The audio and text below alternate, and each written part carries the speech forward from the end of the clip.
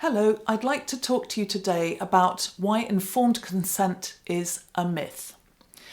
The concept of informed consent was developed over 100 years ago in the early 20th century by doctors. There were some really dire incidents where surgeons did things to patients that the patients hadn't consented for, and patients understandably took surgeons to court, and surgeons decided that this was not a good idea for them either and developed the concept of informed consent. The principle was enshrined, I think, first in US law, that a patient should always give informed consent to any procedure before that procedure took place. So the law part happened in the late 1950s, and this process then became embedded in research beyond medical research, for good reasons, trying to protect participants and ensure that no harm was done. But research has become much more complex and difficult to understand for us to still be using this pre-internet system around consent, which is in fact woefully out of date. Let me give you one example from nearly 10 years ago now. In 2014, Facebook did some research manipulating users' exposure to emotional content in their timelines. And they published the results of this in an academic journal, and Facebook users naturally got to find out about it and were furious and were up in arms.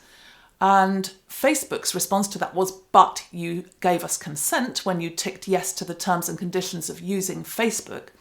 And users quite reasonably said in reply, nobody reads those, we just tick them to get what we want, which is to be able to use Facebook.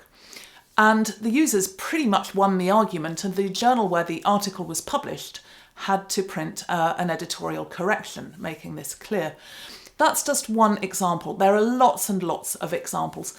Research funders now often want researchers who they fund to store their data when they've finished with it in open access repositories so that other people can use that data. This makes sense. It's making better use of data. It's putting less burden on participants, but the use by other researchers cannot be predicted. So how can consent to that be informed? Or do we need to go back to people to get consent? Then that becomes very cumbersome, perhaps impossible. Also, when we disseminate research by putting outputs online, perhaps here on YouTube or on a blog or a PDF on a website that people can download, all sorts of options, and the way that people will use those outputs is also unpredictable.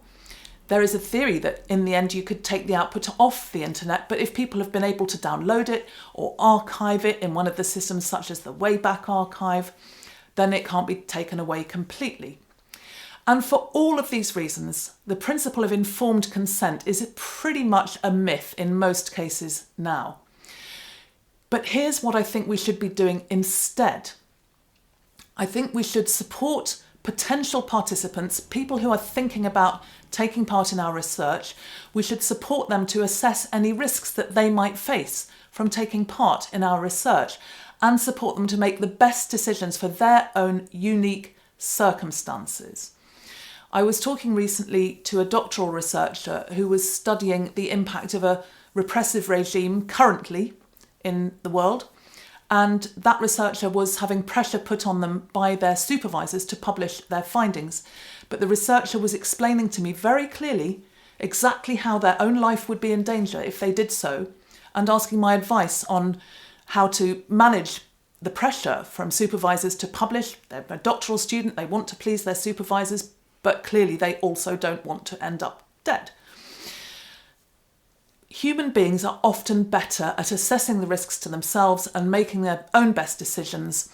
And as researchers, I think we should be supporting them to do that rather than delegating that to remote committees who've probably not even met the people or maybe not even met any people like them.